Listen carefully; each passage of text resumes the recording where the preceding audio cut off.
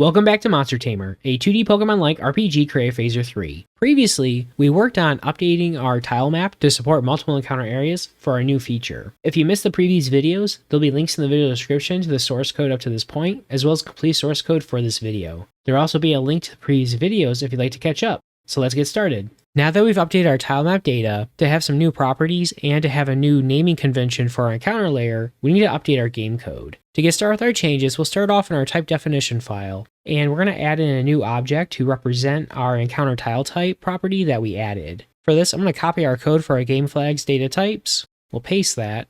For our object, we're going to call this encounter tile type. We'll update our reference up here, and we'll call this encounter tile type.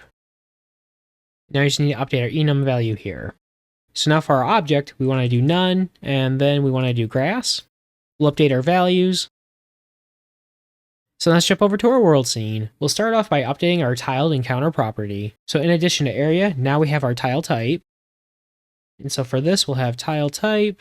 Next, we need to update our property tied to our encounter layer so we can support more than one layer. So for our encounter layer, we're going to update our name. We're going to do encounter layers. Now for our type, this will be an array of our tile map layers. So now if we come down to our init method, let's update our default value. So we're going to do an empty array. We'll do encounter layers. And now we want to go to our code where we create our collision layer. And so now for this logic here, we're going to move this to a new method so we can handle parsing our multiple layers, similar to what we do with our NPCs. So I'm just going to copy this code here. We'll make a new method, so we'll do this. We'll have our private method, we'll do create encounter areas. And so in order to create our areas, we'll need our tile map, so we'll pass that as an argument. Now if we come down to the bottom of our class, let's add in that new method. So we'll have our private method, we'll do create encounter areas. We'll have our map. And so for our JS docs, for our param, this is going to be our phaser, our tile maps, and then our tile map. And we won't return anything from this method, so let's do it at returns, and we'll do void. So now in our method, let's paste in that code we copied previously.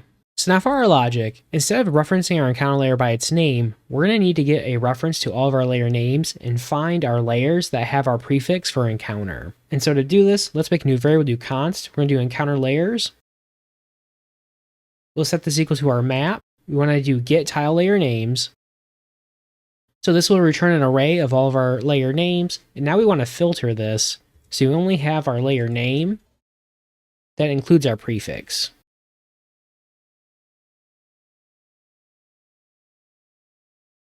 So now for our array, we're going to add a safeguard to make sure we have more than one element in our array. So we're going to do if our encounter layers, if our length is greater than 0, then we'll do our logic down here. All right, so now for our logic, we can get rid of our check for has encounter layer, and we'll get rid of that if statement there. So we'll keep our logic for our encounter tiles, and now to create our actual layers, we need to iterate through our encounter layers array, and for each of those, we'll call map.createLayer. So let's do our encounter layers.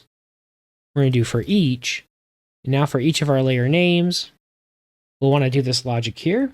So now inside our loop, we'll store this in a variable. So we'll do const, we'll do layer, we're going to set equal to map.createLayer. And now we want to use our layer name from our loop. And now we'll do layer, we'll call set alpha with our configuration.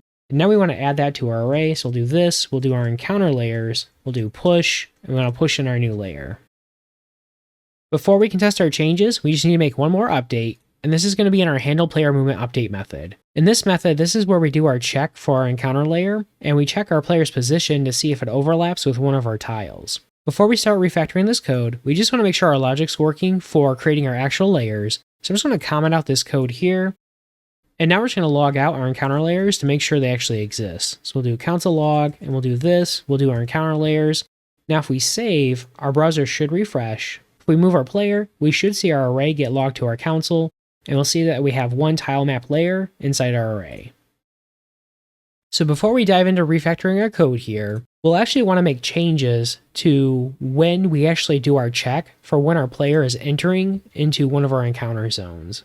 Currently, we do this check after our player sprite has finished its movement update. So once our player reaches the end position, we now invoke our handle player movement update method. And at this point, this is when we check to see if our player is within one of our tiles. And so instead of having this take place after our player moves, we want to update this to take place before our sprite starts moving. The reason for this is for our special tiles that we want to add in. If we add in our tile after our player finishes their movement, we're going to have this effect where the grass just pops on top of the player. To get this effect here, we want the grass to already be in place when our player goes to move, that way our sprite is behind it. We need to have our game object in place before we start moving our player's sprite. And to support this, we're going to update our base character class to have a new optional callback. So before our character starts moving, we can invoke this callback and run any additional logic that we want. And for the case of our player, we'll add in our check to see if our player is going to enter an encounter zone, and if they are, we'll keep track of it. And then that way, after our movement is finished, we'll check that property to see if it's set, and if it is, then we'll do our logic that we have here. Also, when we're doing that check, if they're going to enter a special tile, we'll check our type, and that's how we'll know if we need to add our grass image to our game. So to make that change, let's go over to our character class, and for our character configuration, we'll want to add a new property that allows us to provide that callback. And for this callback, we want this to be optional, so we're only going to use it for our player for the time being. And when we call this callback, we're going to provide the position that our player will be moving to. So to add in our new configuration, let's copy our property here from our character config. I'm going to paste that. And for our name, we're going to do sprite grid movement started callback. And then for our callback, we're going to provide a coordinate. So we'll do position. For our type, we'll do a coordinate. So let's copy our property name. Down on our character class, let's add in that new property. I'm going to copy the type here for our callback. Then we'll add in our argument. So we'll have position, and this will be a coordinate. So now down in our constructor, let's update our property. So set equal to our config, and then we'll do our sprite grid movement started callback. So now to use our new callback, we need to come down to our handle sprite movement method. After we calculate our position that we're going to move our character to, and before we call our tween, this is where we'll call our callback. So we'll do if this, our sprite grid movement started callback is defined, then we want to invoke it. So we'll do this, our sprite grid movement started callback. So then for our argument, we're just going to pass in a copy of our target position. So we'll do this, and then our target position. All right, so let's save, and now let's jump back to our world scene. So now when we create our instance of our player, we want to pass in our callback. So let's add in our new callback. For our callback, we'll expect our position. And so now in our callback, we'll invoke a new method for our class. We're going to call this handle player movement started. And then we'll pass in our position argument. So I'm going to copy our method name. Let's come down to the bottom of our class. Let's add in that new private method. We'll have position for our argument. And then for our position type, this will just be our coordinate. For our method, we'll take our player's new target position, and we'll use that to see if our player will enter into one of our encounter zones. To do this check, we need to loop through our encounter layers and see if our player's target position matches one of our encounter tiles. If it does, we'll stop iterating through our loop, and then we'll store a reference to that tile and that encounter layer. And so to keep track of the encounter zone our player will enter, we need to add a new property to our class. So let's come to the top of our class. We'll add a new property. So for our property, we'll call this encounter zone player is entering. This now for our type, this will be our tile map layer, or it'll be undefined. So I'm going to copy our type from our encounter layers. We're going to change this from an array to be or undefined. So now we'll come down into our init method. Let's initialize our property. We'll do this. Our encounter zone player is entering. We're going to set equal to undefined. Now down in our handle player movement started method, we'll reset this back to be undefined, and then we'll only update this property if our player is entering into an encounter zone. So now to do that check, we need to loop through our layers. So we'll do this, our encounter layers. We're going to do sum. We'll have our encounter layer. It's now inside our loop. Now we just want to check to see if there's going to be a tile at our player's target position.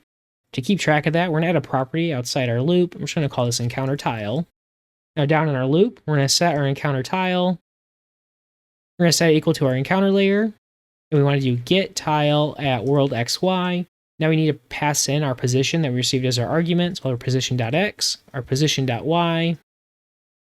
And we're going to pass in true for none null. Now we just want to make sure that index doesn't equal -1. So we'll do if our encounter tile, our index, if it equals -1, then we know there's no tile at that location. So we're going to return false for our iteration. If the index is not -1, that means there's a tile in our layer, and now we want to return true, so we stop our iteration, and we want to keep track of that layer that our player's entering. So we're going to do this. We'll do our encounter zone player is entering. We're going to set equal to our encounter layer. Now we'll return true. So now after we finish iterating through our array, if our player is going to enter into one of our encounter zones, we're going to log a message, and then that encounter tile that we're keeping track of, we'll also use that tile to then now do our special effects. So this will be like playing our sound effect for our player moving through our grass, and then showing our grass image object in front of our player. For the time being, we're just going to add a to do and finish refactoring our logic for our encounter layers. So to add in that check, we're going to do if this, our encounter zone the player is entering, if it's undefined, then we just want to return early. If it's not undefined, now we want to do our console log message. So I'm just going to find one of those in our code. I'm going to copy that, come back down here. Let's paste that. We're going to update our method name. For our message, we'll do player is moving to an encounter zone. Now I'm just going to add a to do, and we'll just say check the tile type for the encounter layer the player is moving through and play related effects. So now to test our changes back in our browser, let's have our player try moving outside of our encounter area. And now if we have our player try to move up into our grass, we'll see our new message is being logged right away. So as our player moves through our grass, we should keep logging our message. And when we exit, we no longer log that message. Now that we've verified our logic's working, we need to finish refactoring our code where we were previously checking for our encounter layer. So now that we're doing our check before our player moves, now we can update our code to see if our property is set on our class, and as long as it's not undefined, then we know our player's in an encounter zone, and we can do our logic that we were doing before. Alright, so for now for our code, let's uncomment our if statement here, and we'll update our check, and then we'll update our safeguard here. So we'll do if our encounter layers, if our length is equal to 0, we can return early. If it's greater than 0, now we're going to call a new method, and we're going to move this logic into that method. So we'll do this. We're going to do handle player movement in encounter zone. So I'm going to copy that. We're going to add our method right below this method. Let's grab this code here. Let's paste that into that method. And now we're going to uncomment that code. So now checking to see if our player's in our encounter zone, we'll get rid of this variable here. And now we're just going to use our property on our class. And so we'll do if this, our encounter zone player is entering, if that's undefined, then we can return early. If it's not undefined, now we want to log out our message. And so for our message, let's update our method name. We'll say players in our encounter zone. Now we just need to update our reference to our encounter layer. So we'll copy our property name here. Let's paste it here. All right, so if we save, we should be able to test our changes. Back in our browser, if we have our player move outside our grass area, we see we're not logging any messages. As soon as we go up into one of our encounter areas, we'll see our log message for we're entering an encounter zone. And after our player enters into our grass area, we should see our 2 log messages. Now, if we have our player move around, eventually we should encounter a wild monster, and we should start our battle scene. Nice. All right, with that last change, our code has now been updated to support multiple encounter areas for our game from our tiled layers from our JSON data. And with that, that brings this video to an end. In our next video, we'll work on adding in our logic for our grass tiles so we can have our grass image game object shown in front of our player. So as a reminder, there's a link in the description of the video to complete source code for this video. And as always, thank you so much for watching. I hope you enjoyed the content. If you did enjoy the video, please consider liking the video and hitting the bell icon to be notified when the next video in the series is released. For more great Feature 3 content, please see the links on your screen now.